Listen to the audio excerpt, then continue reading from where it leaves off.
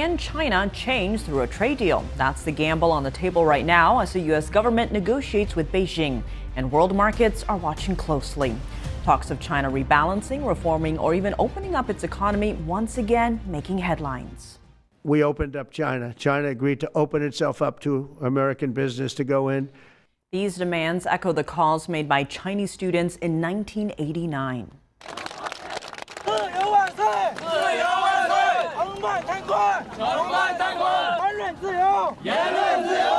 They held mass protests calling for further reform and opening up in China, but their hopes were crushed, their lives lost under the Chinese Communist Party's brutal clampdown. So now the question is the Chinese regime ready to change this time? As the army units approached the center of the city, they were firing into side streets, killing and injuring scores of incomprehending and unarmed men, women and children. Troops have been firing indiscriminately, but still, there are thousands of people on the streets who will not move back. The bicycle rickshaws scooped up the injured. Others were shunted onto bikes and pedaled to hospital. The battle is underway, but it's being fought in the broad boulevards beyond Tiananmen Square, where civilians are confronting the troops advancing on this position and falling under heavy gunfire from the People's Army.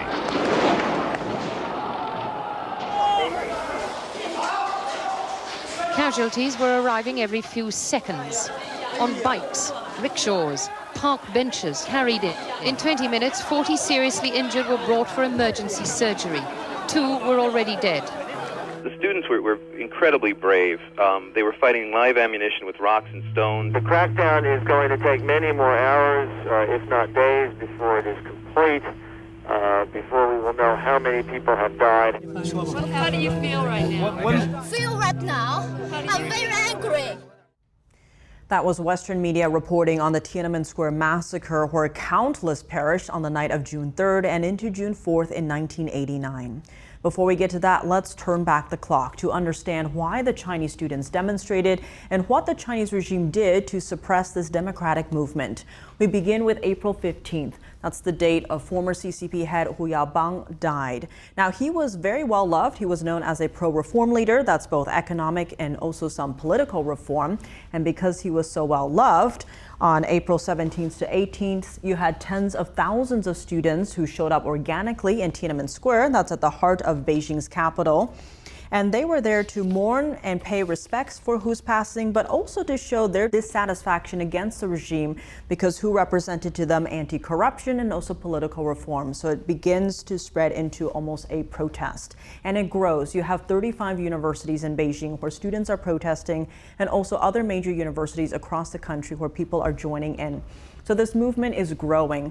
By this point, you have, countless people across the country joining in. So on April 26th, you have an op-ed that's published in the People's Daily. That's a state-run newspaper, and it's calling the student movement as a form of political turmoil. Now that's important because during the Cultural Revolution, anyone deemed a threat to public security was thus said to need to be purged. And so that's when you're starting to see pressure on this student movement, this democratic movement that's happening inside China. Now, in response, you had 200,000 students come out and protest this editorial and the regime's narrative of what's happening. So as April becomes May, you have millions of people joining in. It's no longer just students. You have CCP officials themselves joining in, justice, judges, and also some soldiers that are joining in. So at this point, on May 13th, you have students in Tiananmen who are now doing a hunger strike to try and get the regime to talk to them and open up some dialogue. And you have some people supporting them where they're like, oh, we really support this movement. We're going to give them food and water to help them out. So this is putting a lot of social pressure on the regime. So on May 18th, you have then leader Li Peng meeting with the student leaders, but they're dissatisfied with what the regime is doing, so they refuse to leave. So on May 19th, is when you had then CCP head Zhao Ziyang meeting because he was sympathetic with them. And then the regime declares martial law where troops are ordered into Beijing. Now, following Zhao's purge, he gets purged from the party. You had Deng Xiaoping, who is the head of the Chinese military. He becomes the most powerful person within the Chinese Communist Party. So he's now effectively calling the shots.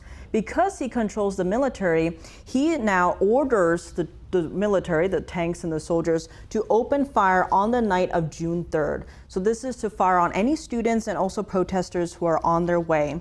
And that marks the beginning of the massacre. Many were killed this night. It continues. The massacre continues through June 4th, where many more are killed. Even some Beijing residents who are inside their homes, they get hit or killed by stray bullets. Now, the true death toll to this day is still unknown. Some are saying it's in the hundreds. Some say even up to 10,000. We still don't know that true number. Now, as the massacre continues on June 5th, the regime calls for a nationwide campaign to arrest the student leaders or demonstrators. And some of them were actually sentenced to the death penalty, all for calling for democracy. Others are still in jail to this very day, 36 years later. So that's what was launched on June 5th. These Chinese students fought for democracy and freedom. They believed that the Chinese regime would listen to them and bring about changes. But they were met with tanks and gunfire. 36 years later, half their demands shifted over time. Feng Zhen is a Chinese activist and lifelong athlete. On June 4th, 1989, Feng was among the students cruelly overrun by army tanks during the Tiananmen Square protests. After he pushed a young female student to safety, a tank crushed both his legs, leading to a double amputation. Feng currently serves as the president of the Chinese Democracy Education Foundation. Looking back, 36 years have passed. Most of those demands haven't really changed much. Looking at the current situation in China, if a large-scale student movement were to happen again today, I believe the demands wouldn't be very different from what we had back then. This shows that the Chinese Communist Party's dictatorial and authoritarian model of rule hasn't changed in 36 years. So our basic demands for freedom, democracy, human rights, and rule of law are still what people in China long for today. Within 6 months of the Tiananmen Square massacre in 1989, President George H.W. Bush secretly sent envoys to China twice to keep the door open with Beijing. He believed this approach would serve long-term U.S. economic interests. What he might not have realized, it also helped China get through the crisis without real consequences. Fast forward a few decades, China capitalized on globalization, joining the World Trade Organization, becoming the world's factory, and booming into the world's second largest economy. Western countries got more and more dependent on China for everything, from supply chains to consumer markets. That dependency turned into a big security concern during the COVID-19 pandemic, when China stockpiled crucial medical gear like masks and ventilators for itself. After that, many Western countries started trying to de-risk, meaning they wanted to rely less on China. Now, with President Trump back in the White House, he's hitting China with steep tariffs to counter unfair trade and pressure China to open up its markets. Right now, there's a temporary trade truce between the U.S. and China, but can they hammer out a lasting deal in the next 90 days? That remains an open question. I think Western politicians are, of course, driven by their own interests. They tend to apply their own logic to interpret the CCP regime and its system, but that logic doesn't really work. Because China under the CCP isn't a normal society in the way the West defines it. It's not a standard society anymore after so many years of authoritarian rule. China's strategy toward the West is also deceptive. Hide my strength, bide my time. In order to secure deals, it simply lies. Whether those agreements will be honored later is another matter. The Communist Party has always operated this way without any ethical boundaries, nor does it feel any moral pressure. They don't care about keeping promises, and so what if they don't keep them? Nothing happens. So if the West continues to engage with the CCP using Western logic, it will always be at a disadvantage. It will lose. Just now, Feng noted the regime's strategy called hide and abide, deceiving the West to achieve its own goals, adding that if the U.S. continues to engage the CCP using Western logic, it will lose.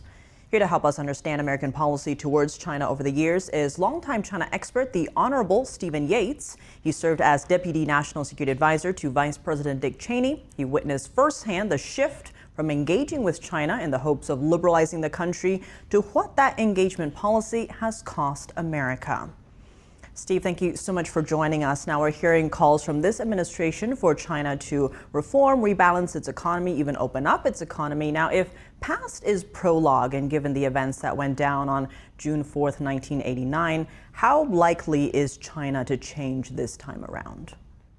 Roughly from 1989 to 1991, when you look at China and Russia as bookends, the Soviet Union dissolving, and there was this notion that somehow the West, free markets, the culture and civilization had somewhat, quote unquote, won, and that China, like many others, was going to seek to emulate in some way, shape, or form, adapt to at least accommodate the dominance of Western civilization. And what we have learned for the better part of 40 years is that changes within China when it comes to political system have been very, very minor.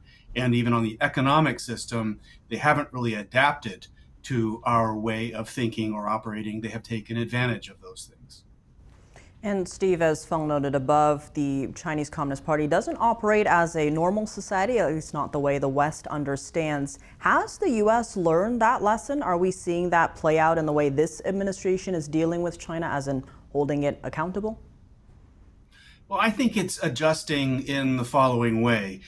For a lot of my life, we engaged with an idea that basically people all over the world are innately the same, and they might be prisoners of a bad system, but if you find a way to reform or open that system, then those same people, just like us and our friends and neighbors abroad, they would just seek a better life for their family, the better opportunity for their children, more stability and opportunity generally for their society. All those things were deemed as universal goals and aspirations. But what we're learning is that our influence from the outside might be more marginal than we anticipated.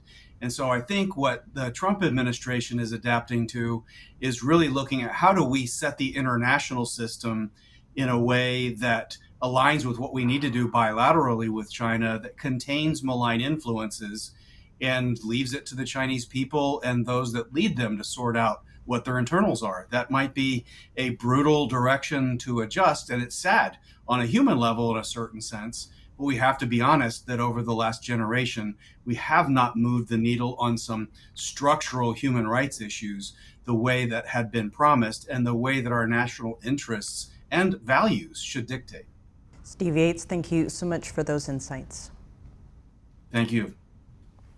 Next, let's hear from today's youth on China's so-called opening up and about their attitudes towards the Chinese regime. NTD's Flora Hua brings us details. What do you think China as a market, apparently a very huge market, do you think China should open up more? Yeah, I have done business in China before, and I mean, you hope that the workers producing the products that you might be buying are paid a decent wage and have decent conditions, and that there are environmental controls that are helpful for our global commons and our air and water. And yeah, you don't always get the sense that that's happening in China. The Chinese Communist Party has long profited off the U.S. trade surplus, and I think this time the U.S. should take a much tougher stance toward China. To transfer internal pressure and unrest, I believe the CCP will likely try to appear more conciliatory to the U.S. government. Because if exports really come to a halt and Chinese people start losing jobs, they may rise up to protest, and that's something the CCP doesn't want to see. Just now, we heard from today's youth about opinions on the Chinese regime. Joining us now to dig deeper is Joshua Phillip, senior investigative reporter with the Epoch Times, who's covered Chinese Communist Party subversion for years. Josh, thank you so much for joining us to share insight. Now, to begin, what ultimately is the fundamental difference when it comes to Western governments and something like the Chinese Communist Party? What do U.S. officials need to know to understand how to approach the CCP? You know, there's this whole slogan in China, there'd be no new China without the CCP. Absolutely not true. Most of the Asian world, I mean, look at South Korea, came up without needing communism. I would actually say it's the opposite. There would be no new China without the USA, because all the wealth of China, the entire economic boom, it came mainly through U.S. investment. The CCP does not really respect free markets. The Chinese Communist Party engages in some of the most abusive trade policies of anywhere in the world. In fact, Trump even acknowledged this, saying that they're the worst abuser they've identified. That's why he had 145% tariffs on it. And so the whole idea that by engaging with the Chinese Communist Party that somehow it's going to magically change, we've been trying that for decades and it has not worked. What we've actually found is the opposite. If you open up a channel for the CCP, they will not change, but they will try to change you. So should the U.S. just not deal with it, or how should U.S. officials approach this? I wonder sometimes if we've lost our minds thinking the CCP is going to change when again, experience has shown repeatedly, no, it does not. Even internally, the CCP regards this as its number one enemy. Its own doctrine says they cannot coexist in the same world as the United States. Every action they take diplomatically and globally is to undermine the United States. They say this behind closed doors, they say it in the open, they say it in their military doctrine, and somehow we still think that they don't really mean what they say. But then actions, I'd say, speak louder than words, and every one of those also is to undermine the United States. Why do we open the door for this? We know they're doing it. All right, Josh, as always, thank you so much for your insights. Hey, pleasure, thank you. Coming up, a young Chinese billionaire almost lost it all over a tank-shaped ice cream. Why did this simple dessert trigger such fear in the Chinese regime? Stay with us to find out.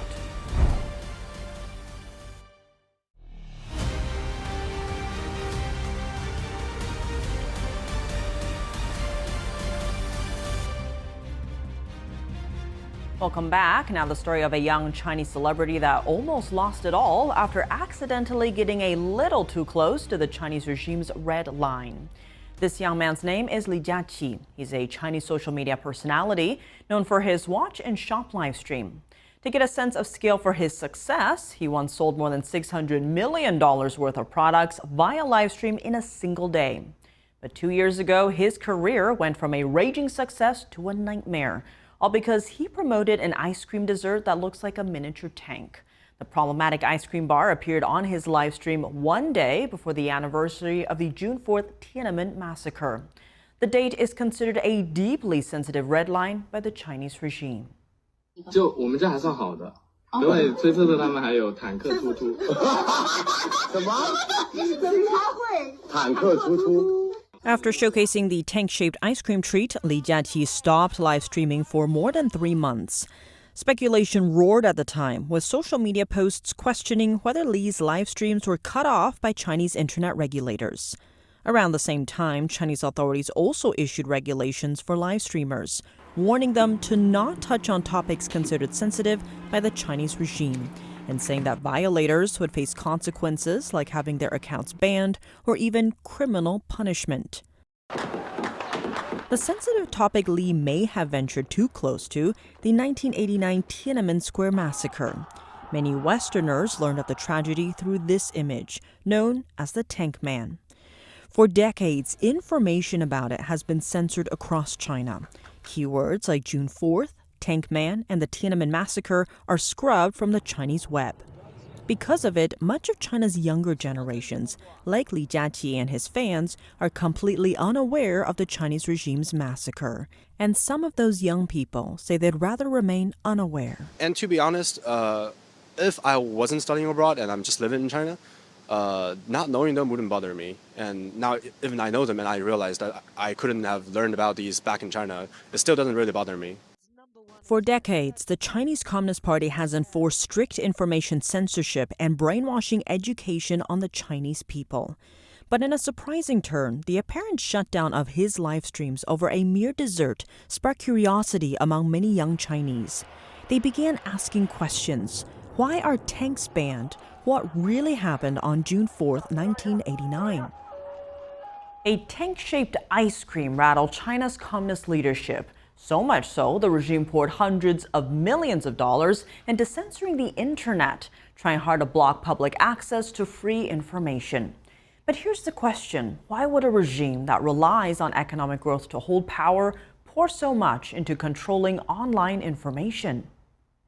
The CCP hides and distorts its own history to cover up its crimes. Everyone knows only criminals fear exposure, so the regime uses state mechanisms to impose a high-pressure policy of collective amnesia on the younger generation. As a result, society in general has almost no awareness of the Tiananmen Square massacre. The topic of June 4th is essentially non-existent. It's a sensitive word censored on the internet. And now we have NTD's Flora Hua with us. She's been talking with young Chinese people over the past couple of days. Flora, what was your main takeaway? Yes, Tip, I felt hope that many young Chinese people are still fighting for democracy and freedom until today. And there's one story I want to share with you, where a smart young man told me that this is his duty. That's the exact same thing a student in Beijing said 36 years ago before going to protest. Does sound very inspiring. Let's go and listen to that now. The Chinese Communist Party, as what you just described, is tightening its control over its own people and suppressing its own people.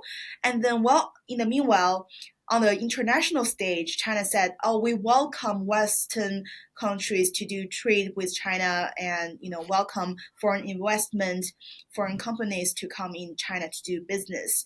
So how do you see this phenomenon? Like what I experienced in China, the Chinese Communist Party always regard United States as an evil state and as a rival.